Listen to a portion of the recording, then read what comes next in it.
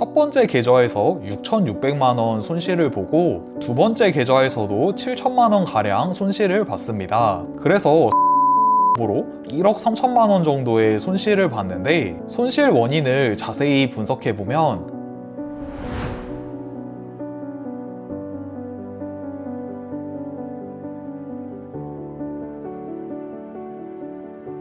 안녕하세요 구독자 여러분, 이번 주 위클리 트레이딩 뷰 시작하도록 하겠습니다. 이번 주 시장은 월, 화, 수 이렇게 상승하는 모습을 보이다가 장기간 지수 상승에 따른 부담감에 목요일 주도주 위주로 강한 조정이 한번 나왔습니다. 그리고 특히 목요일 조정이 나올 때 제가 최근 시장 분위기가 너무 좋아서 비중을 계속 높여서 하다가 저도 한번 큰 손실을 봤습니다. 이번 주 주도 테마와 대장주를 살펴보면, 먼저 지난주 금요일 두산 에너빌리티가 선박에 엔진 대신 SMR을 단다는 뉴스가 나오면서 최근에 조선 테마가 주도 테마를 이루고 있었는데 두산 에너빌리티까지 이렇게 장대 양봉이 발생했습니다. 최근 신고가를 돌파하는 장대 양봉이고, 월봉 차트를 살펴보면 과거 2021년에 38,000원이 신고가였는데 신고가에 가까워지는 장대 양봉이 발생했습니다. 그래서 최근 트렌드인 이렇게 조선 테마에, 그리고 대형주이고 프로그램과 기관 수급까지 동반하는 종목이 발생했습니다. 그래서 이번 주 초에 저는 두산 에너빌리티 좀 집중적으로 매매를 했었습니다. 그리고 지난주 호실적을 발표하면서 신고가 돌파하는 장대 양봉이 나온 하나 에어로스페이스도 이번 주까지 이렇게 강한 상승이 이어지고 있습니다. 그리고 화요일에는 로봇 테마주인 유일 로보틱스가 이렇게 신고가 돌파하는 장대 양봉이 발생하면서 다음 날까지 강한 상승이 나왔습니다. 그리고 이번 주 수요일 조선 테마의 삼성중공업이 장대 양봉이 발생했는데 다음날 상승을 많이 반납하는 음봉이 나왔습니다. 목요일 이렇게 삼성중공업 뿐만이 아니라 하나오션 이렇게 7% 정도 조정을 받았고, 그리고 HD 현대중공업도 10% 이상 하락했습니다. 이렇게 상승을 이어오던 조선 테마가 목요일 갑자기 큰 조정을 받은 이유는, 목요일 장 전에 증권사에서 투자 의견 하향 리포트가 나오면서 조선 테마가 전체적으로 조정을 받았고, 최근 장기간 급등에 대한 부담감이 컸었던 것 같습니다. 그리고 미국 국방 예상 삭감 뉴스도 같이 나오면서 최근 주도 테마였던 조선과 방산이 함께 쉬어가는 모습을 보여줬습니다. 이번 주 제가 매매한 주요 종목을 보여드리면, 먼저 두산 에너빌리티를 지난주 금요일 장대 양봉 발생할 때부터 집중적으로 공략해서 월요일과 화요일까지 매매를 했습니다. 두산 에너빌리티는 과거 2021년 신고가가 38,000원 수준이었기 때문에 신고가까지의 거리가 멀지 않아서 적극적으로 공략할 수 있었습니다. 그리고 이번 주 수요일에는 삼성중공업을 매수를 해서 오버나잇까지 했었는데 삼성중공업에서 굉장히 큰 손실을 봤습니다. 첫 번째 계좌에서 6,600만원 손실을 보고 두 번째 계좌에서도 7천만원 가량 손실을 봤습니다. 그래서 삼성중공업으로 1억 3천만원 정도의 손실을 봤는데, 손실 원인을 자세히 분석해보면 큰 손실을 본 가장 중요한 이유는 매매 금액을 너무 높인 것에 있습니다. 작년 말부터 본격적으로 시장이 상승했고, 그리고 최근 시장 트렌드가 대형주가 많이 상승하는 추세이기 때문에 저는 올해 초부터 수익이 되게 많이 나면서 비중을 조금씩 높여 나갔습니다. 특히 지난주에 한화시스템이 이렇게 상한가 근접해서 상승했을 때가 있었는데, 이 종목은 개인적으로 너무 확신이 있어서 이전에 사던 비중보다도 2배 정도의 비중을 매수했습니다.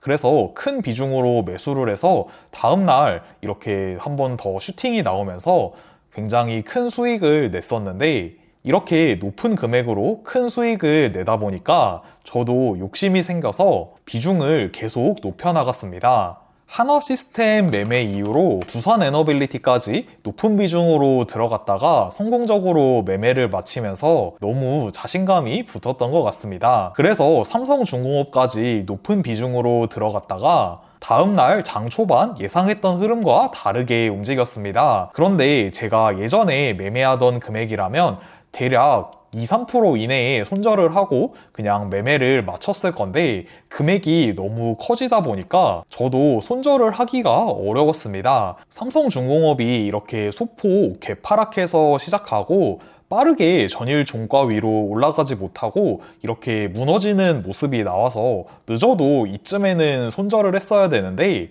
금액이 너무 커지다 보니까 저도 손이 나가지 않고 이렇게 두 단계나 더 하락한 다음에 많이 하락한 가격에 손절을 해버렸습니다. 그런데 제가 매매를 오랫동안 해오니까 항상 수익이 잘 나서 금액을 높이다 보면 한번 이렇게 큰 손실이 찾아오는 것 같습니다. 최근 시장이 상승세이고 거래대금도 10조 원 수준을 유지하고 있기 때문에 충분히 매매 금액을 높일 수 있는 시장인 건 맞지만 저는 너무 금액을 과도하게 올렸던 것 같습니다. 제가 구독자 여러분들께 큰 손실을 줄이는 게 중요하다고 많이 말씀드렸는데 저도 이번 주에는 그걸 지키지 못해서 정말 아쉬웠던 한 주인 것 같습니다. 그리고 최근 시장이 이렇게 상승세이고 거래대금도 10조 원 수준을 유지해주고 있기 때문에 작년 시장과 비교해서 비중을 늘릴 수 있는 시장인 건 맞지만 제가 항상 말씀드렸다시피 꾸준히 수익이 날 때 비중을 10%, 20% 이렇게 티가 안 날 정도로 올려야지 금액에 적응을 할 수 있는데 한 번에 이렇게 비중을 크게 올리면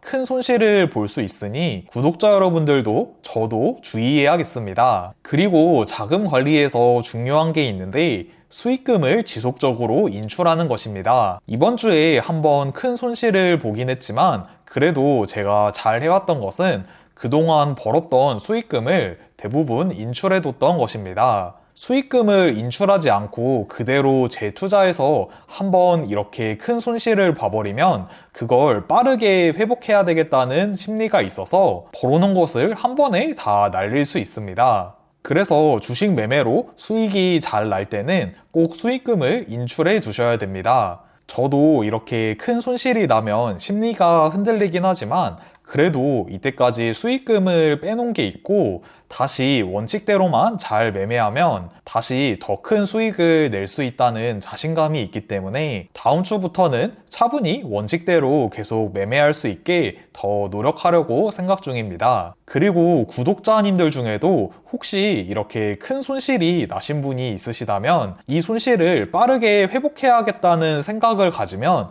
더 큰 손실을 볼 수밖에 없습니다. 손실을 회복하려고 매매를 하는 게 아니라 원칙대로만 차근차근 매매하다 보면 나도 모르게 손실을 다 회복하고 더 큰 수익을 내고 있을 때가 올 것입니다. 그리고 마지막으로 다음 주 대응 전략에 대해서 말씀드리면 이번 주 목요일과 금요일은 쉬어가는 시장이긴 했지만 아직 시장 분위기가 살아있기 때문에 원칙적으로 차분히 잘 매매하다 보면 또 수익을 낼 수 있는 기회가 많이 나올 것으로 생각되기 때문에 욕심내지 않고 그릇에 맞는 금액으로 차분히 매매를 해나갈 예정입니다. 여러분들의 이번 주 매매는 어땠는지 댓글로 남겨주시면 감사하겠습니다. 다음 주 매매도 모두 화이팅 하시고 오늘 영상도 시청해주셔서 감사합니다.